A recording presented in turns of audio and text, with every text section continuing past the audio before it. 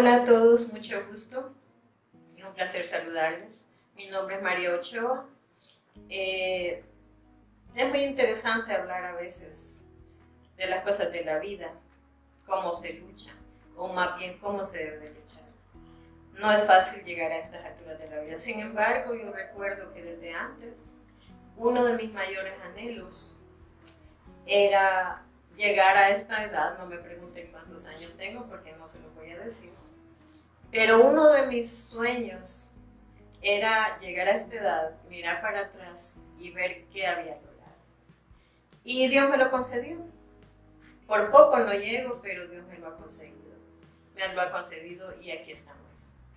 Mi juventud fue muy difícil.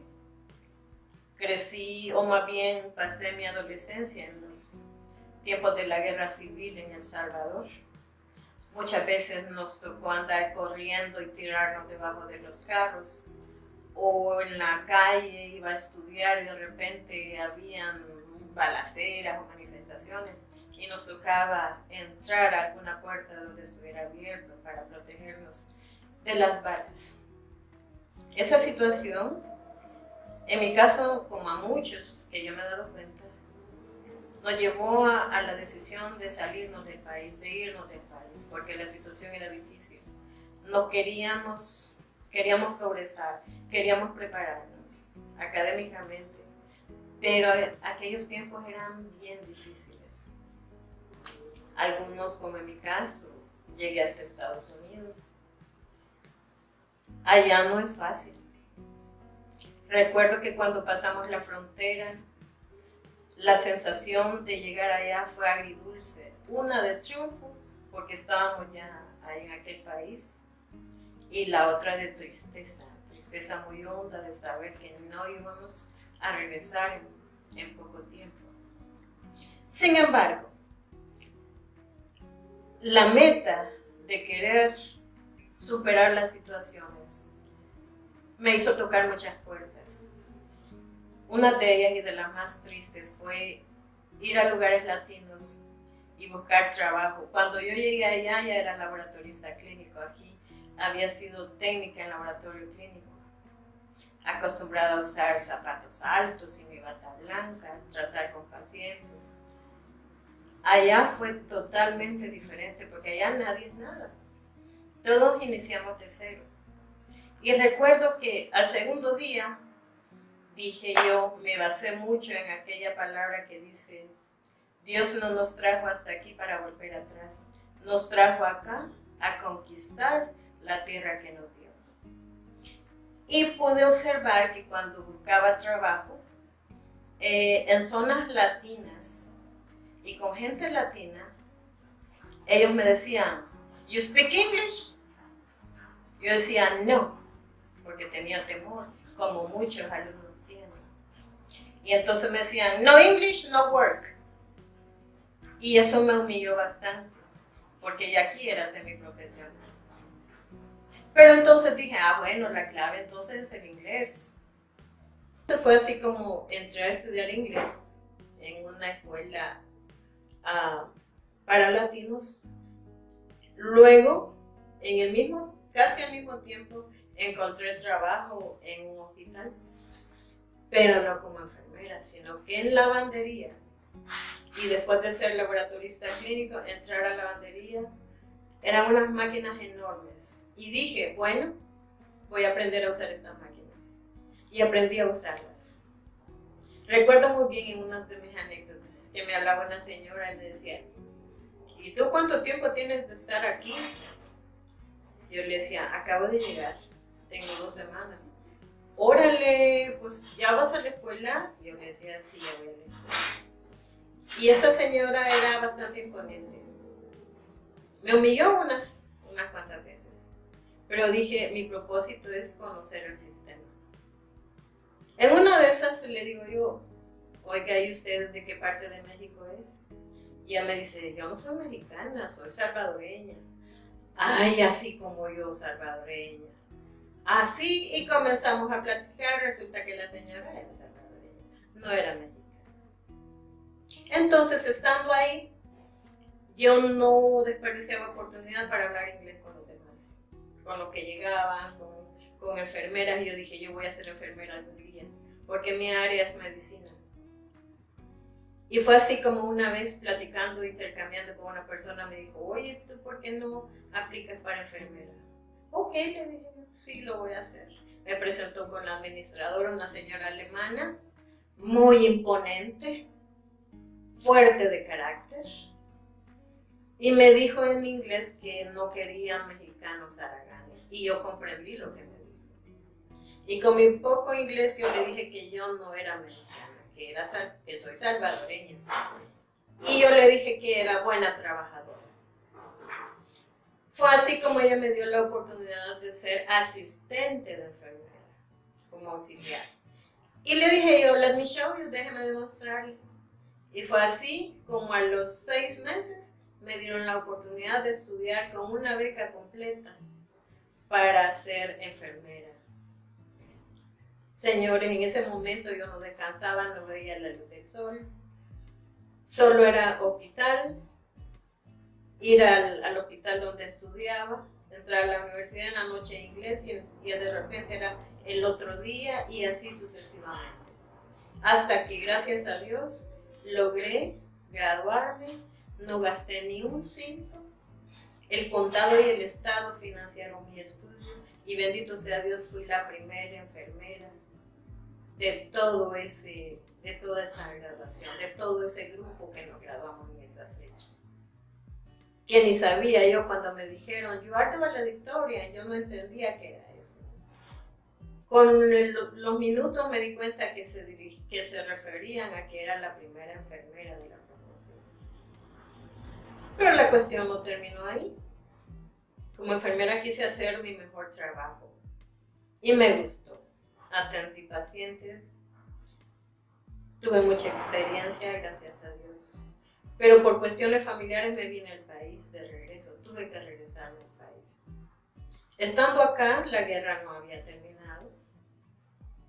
Gracias a Dios, porque fue Dios quien me puso con las ONGs, donde tuve la oportunidad de brindar ayuda humanitaria a los lugares más pobres, que era uno de mis deseos que yo más tenía en mi corazón, de visitar aquellos lugares recónditos, donde no cualquiera llegara.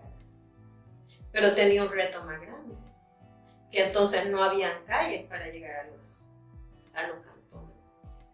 Entonces ahí aprendí a manejar todas las trocas o pickups, como les decimos acá, de doble tracción. Me daba horror al inicio. En la noche yo estaba dormida, de repente despertaba pensando que estaba frenando una gran troca y no era el pickup el que estaba frenando, eran las almohadas que tenía hechos puños al final de mis pies. ¿Por qué? Porque me daba pánico. La gente no lo notaba ni lo sabía. Luego ir hasta esas comunidades bajo las tormentas, sacar gente grave. No murieron porque ahí estuvimos.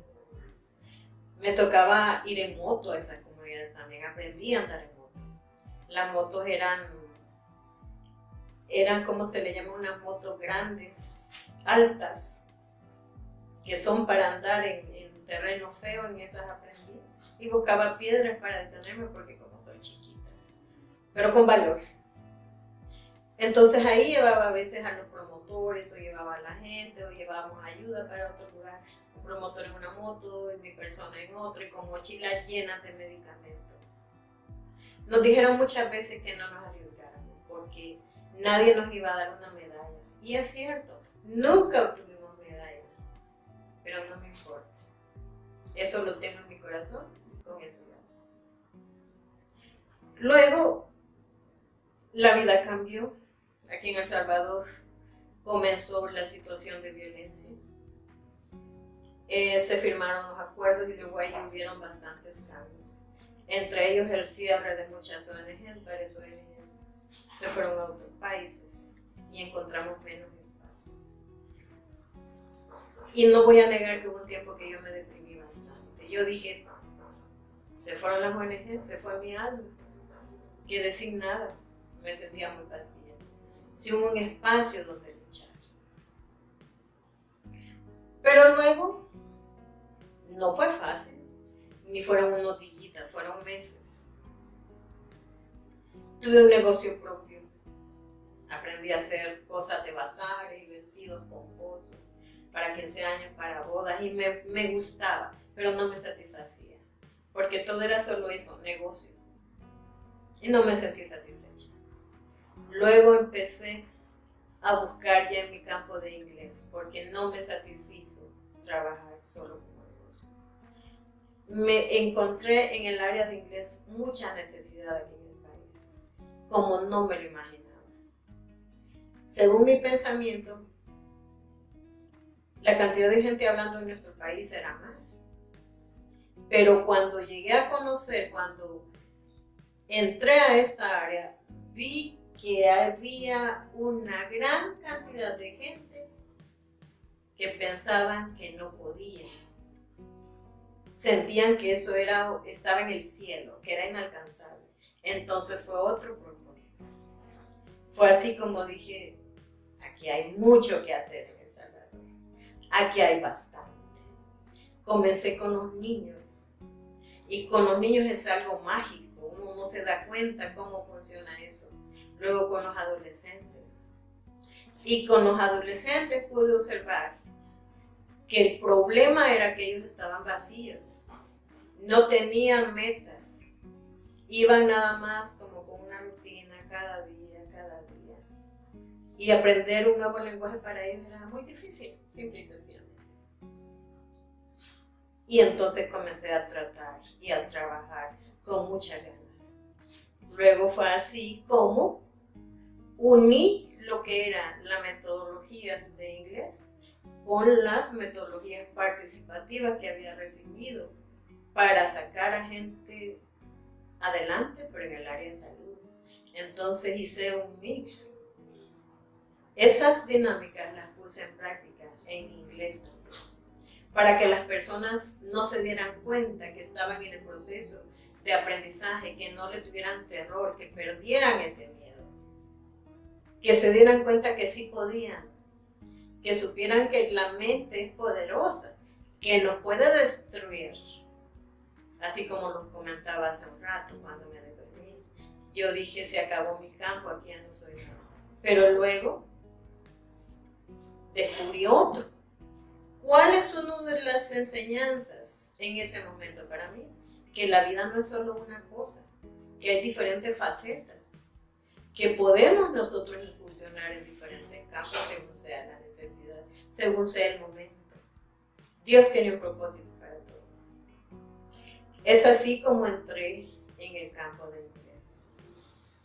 En el campo de inglés igual encontré mucha gente y encuentro todavía gente desmoralizada, gente negativa, pero hay mucho por hacer.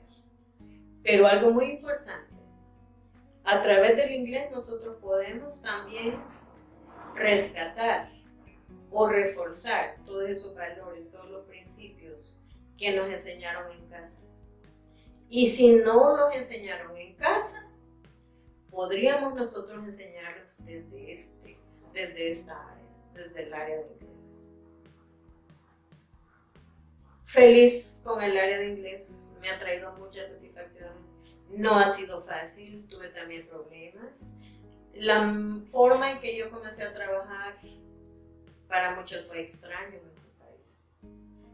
Pensaban que yo llegaba a hacer o a fomentar desorden en las aulas. Pero en uno de esos casos les dije a los superiores, vengan, observen, analicen qué se obtiene, analicen los resultados. Y fue así como mi sistema se fue aceptando. Y hoy me doy cuenta que estamos siendo capacitados para trabajar de esta manera un poco revolucionaria. Feliz con el área de inglés, feliz, como es mi eslogan, con todos los poderes, con todos los poderes. Pero hubo un año muy difícil. Ese año tuve 2 robos. El primer robo fue superable. Me robaron cosas, un sueldo, me robaron mis papeles. fue superable, pero el segundo fue muy fuerte, porque me robaron absolutamente todo, me dejaron solo con lo que fue un año muy difícil, tuve problemas de todo tipo, y en un noviembre 5 tuve un infarto, suponíamos que era infarto, pero no fue infarto, se llama disección aórtica. Esa es la ruptura de la arteria principal, de la arteria aórtica, la principal arteria. Quiso estallar, era tanta la presión, muchas aflicciones, y casi caí. Me acuerdo que estando hospitalizada, llegó mi hija inmediatamente. El cuadro era dramático definitivamente, sentí dolor como nunca lo había sentido en mi vida. Y hubo un momento que sentí alivio. Estaba en una silla de ruedas cuando de repente empecé a sentir alivio. Y dice mi hija que caí, pero ella me dijo en el oído, mamita, no me deje. Y eso me hizo respirar otra vez y seguir luchando. Y volví a sentir dolor, pero volví con las ganas de luchar. Fui diagnosticada con disección de la arteria aorta, una enfermedad un problema que ha tomado la vida de varias personas, porque no es muy común. Y habían diagnosticado que me quedaban aproximadamente, si tenía suerte, 15 días. Y si sobrevivía, que no tenía que trabajar, no debo de manejar, debo de vivir una vida pacífica, no dar clases. Y así fue. Y fueron unos meses así. Fue lo más triste que he vivido. Y saben que yo le dije al Señor, Señor, si me has dejado va a ser por algo. Si no, no quiero la vida. Y fue ahí que decidí dar lo mejor de mí, disfrutar los últimos años de mi vida y decirle que si me dejaba vivir más, que me permitiera seguir transformando personas. Entonces, las personas que llegan a mis manos, yo las quiero ver mejor a todas. En muchos casos no es posible, porque no soy Dios. Esas son mis palabras. Muchas gracias y que Dios los bendiga. Y recuerden, con todos los poderes.